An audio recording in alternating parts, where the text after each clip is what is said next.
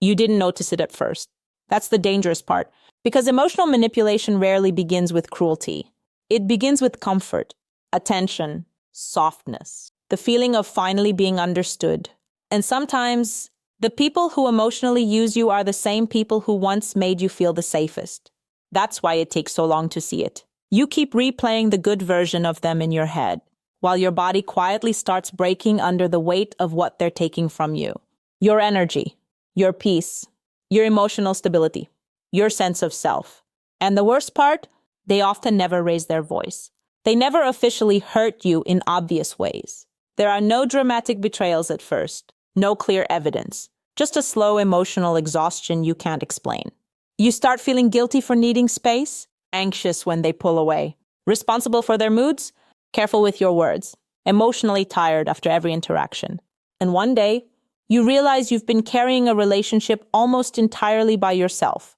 That realization changes people, because once you see emotional manipulation clearly, you can never unsee it again.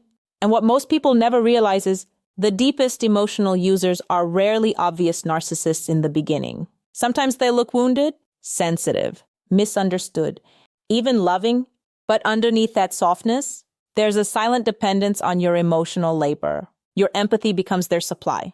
And little by little, you stop existing as a person and start existing as emotional support for someone who would never carry you the same way. If you've ever felt emotionally drained by someone you loved, but couldn't explain why, this video is probably going to hurt, because some of the signs are subtle, until suddenly, they explain everything. You know what's strange? People who are emotionally used almost always blame themselves first. You tell yourself maybe you're too sensitive, maybe you're overthinking, maybe relationships are just hard. So you keep giving, you become more patient, more understanding, more emotionally available, while quietly ignoring the fact that your emotional needs are slowly disappearing from the relationship completely. And the painful part is, emotionally intelligent people are usually the easiest to emotionally use. Because you notice pain in others quickly. You empathize deeply. You try to understand behavior instead of reacting to it. You don't immediately label someone toxic. You search for context. You search for wounds. You search for reasons. But emotional users depend on that. They survive inside your ability to keep understanding them, even after they stop understanding you. And this creates something dangerous psychologically. A trauma bond, not always through screaming or chaos. Sometimes through inconsistency, hot and cold affection, moments of closeness followed by emotional withdrawal, connection followed by distance. Your nervous system becomes addicted to emotional unpredictability. You stop chasing love and start chasing emotional relief. That's why leaving emotionally manipulative relationships feels so confusing.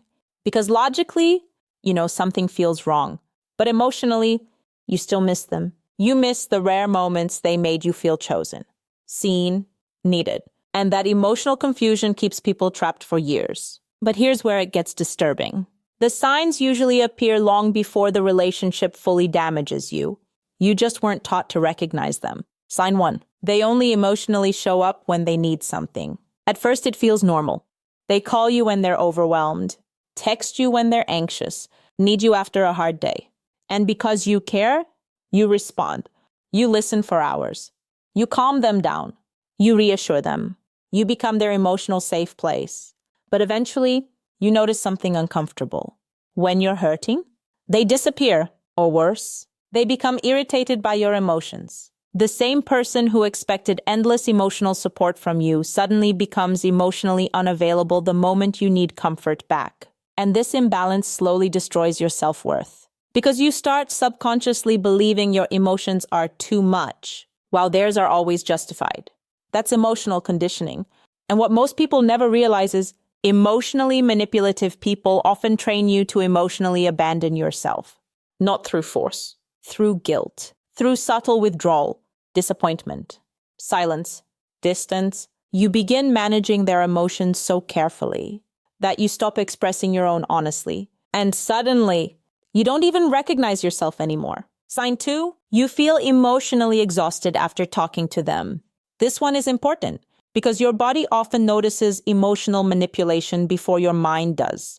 You leave conversations feeling drained, heavy, confused, mentally foggy, even when nothing bad technically happened. That's because emotional users create invisible emotional labor. You're constantly regulating the interaction, reading between lines, monitoring their mood shifts, trying not to trigger distance or tension.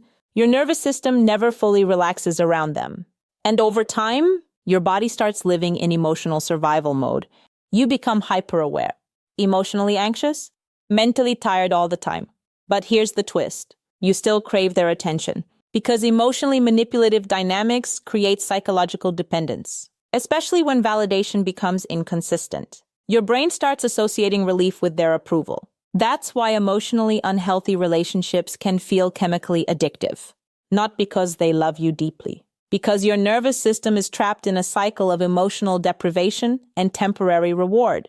And this is the part nobody talks about. The more emotionally drained you become, the harder it becomes to leave, because exhaustion weakens clarity. Sign 3.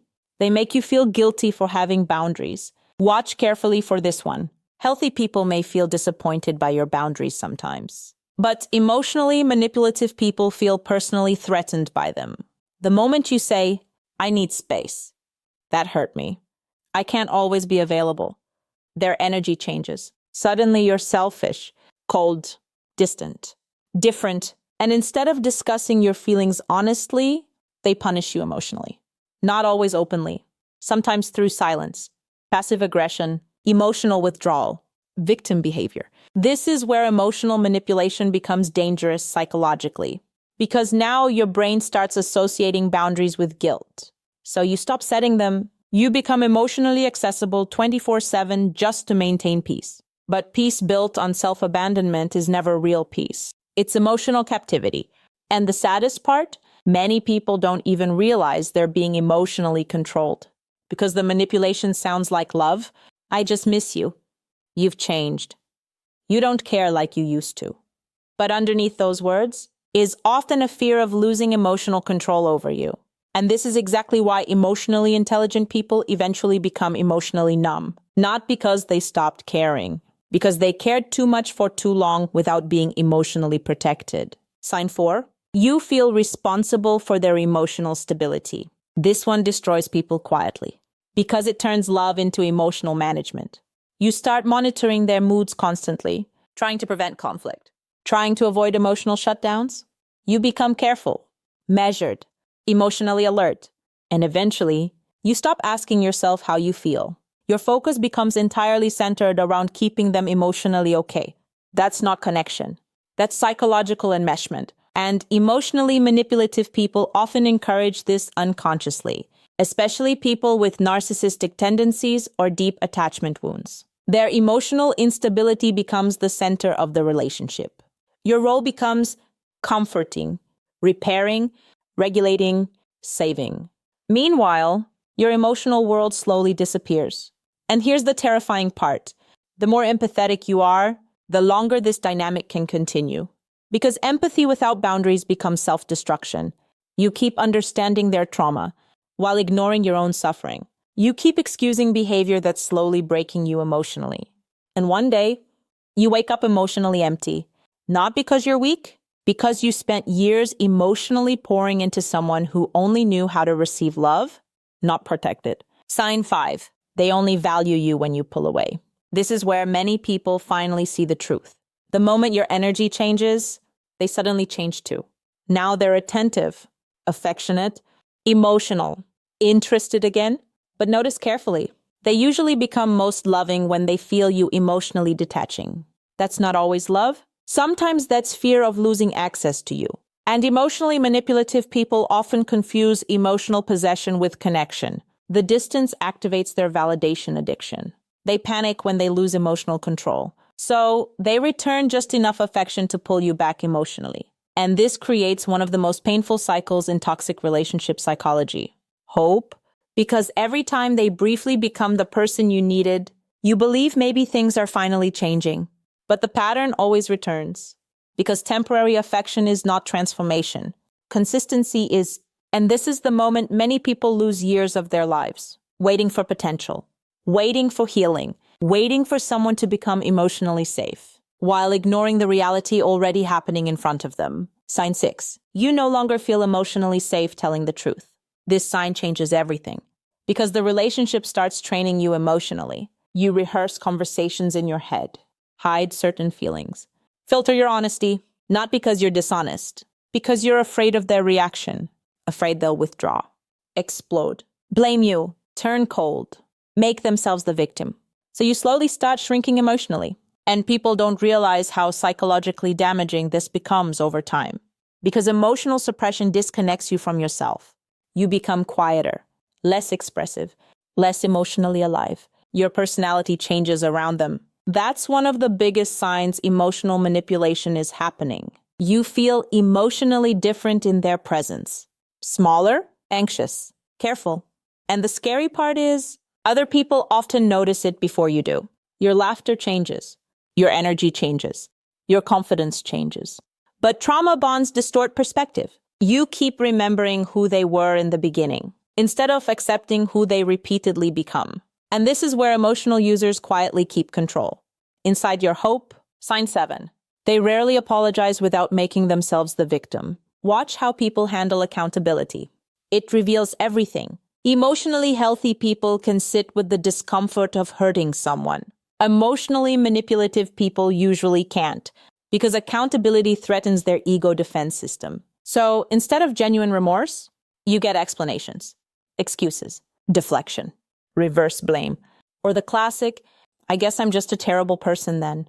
Suddenly, you're comforting the person who hurt you.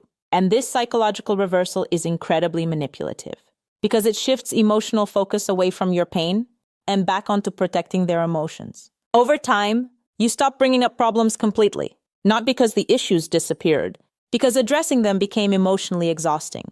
And this is how emotional manipulation silences people. Not through force, through emotional consequence. Sign 8. You feel lonely even when they're with you. This is one of the deepest forms of emotional pain. Physical presence without emotional presence. They're there, but not really there. Conversations feel empty. Connection feels inconsistent. You feel emotionally unseen. And loneliness inside a relationship damages people differently, because now there's confusion attached to the pain. You can't explain why you feel abandoned while lying next to someone who says they love you. But emotional intimacy requires emotional attunement. And emotionally manipulative people often struggle with genuine emotional reciprocity. They want access to your emotions without fully holding space for them. So you keep trying harder, communicating more, giving more, understanding more, hoping effort will finally create emotional closeness. But emotional connection cannot survive one-sided emotional labor forever. Eventually, your soul gets tired, and this is where the emotional awakening usually begins. Quietly, not dramatically. You simply stop chasing. You stop over-explaining. Stop begging for consistency. Stop fighting to be emotionally chosen. And emotionally manipulative people feel that shift immediately. Because your emotional availability was feeding the dynamic, the moment you emotionally detach, everything changes. Sometimes they suddenly become desperate, sometimes angry, sometimes strangely affectionate again. But what hurts them most is your emotional clarity. Because emotionally manipulative dynamics survive inside confusion. The moment you clearly see the pattern, their emotional control weakens. And this is the part that changes everything. You finally realize love should not feel like emotional survival mode. You should not constantly feel anxious around someone who claims to care about you. You should not feel emotionally punished for having needs. You should not have to abandon yourself to keep a relationship alive. Real love does not require self-erasure. Real love feels emotionally safe, consistent, calm, not perfect, but safe. And healing begins the moment you stop romanticizing emotional suffering as love. That moment is painful because you grieve two people at once. The person they became and the person you hoped they were. But there's something incredibly powerful that happens after emotional awakening. You stop needing constant validation. You stop chasing emotionally unavailable people. You stop confusing intensity with connection. And slowly, you return to yourself. Your nervous system softens. Your mind becomes quieter. You laugh naturally again. You stop overthinking every message. You stop begging internally to feel chosen. Peace returns in small ways first. And honestly, that quiet peace feels unfamiliar at the beginning. because chaos trained your body to expect emotional instability. But eventually, you realize calm is not boring. Calm is healthy, and people who emotionally use others rarely understand this kind of love. Because genuine love requires emotional responsibility, not control, not guilt, not manipulation, just emotional honesty. And if you've been emotionally used before, I need you to hear this carefully. Your empathy was never the problem. Your love was never too much. The problem was giving deep emotional access to people who only valued you for what you emotionally provided them. There's a difference, a painful one. But once you understand it, you stop abandoning yourself to keep others comfortable. You stop shrinking for emotionally immature people. You stop trying to earn basic emotional care. You stop carrying relationships entirely alone. And that's where your power quietly returns. Not through revenge, not through making them regret losing you, but through emotional freedom, the kind where their mood no longer controls your nervous system. Their silence no longer destroys your peace. Their approval no longer defines your worth. That kind of freedom changes your entire life. Because once you emotionally detach from manipulation, you finally have room to experience real connection. The kind that doesn't leave you exhausted afterward. The kind that doesn't punish honesty. The kind that doesn't make love feel conditional. And maybe the hardest truth of all is this. Some people only love the version of you that abandoned yourself for them. But the moment you started protecting your peace, they called you different. And maybe you were. Maybe you finally became someone they could no longer emotionally use. If this video felt painfully familiar, I want to hear from you. What was the moment you realized someone was emotionally using you? What was the sign you ignored for too long?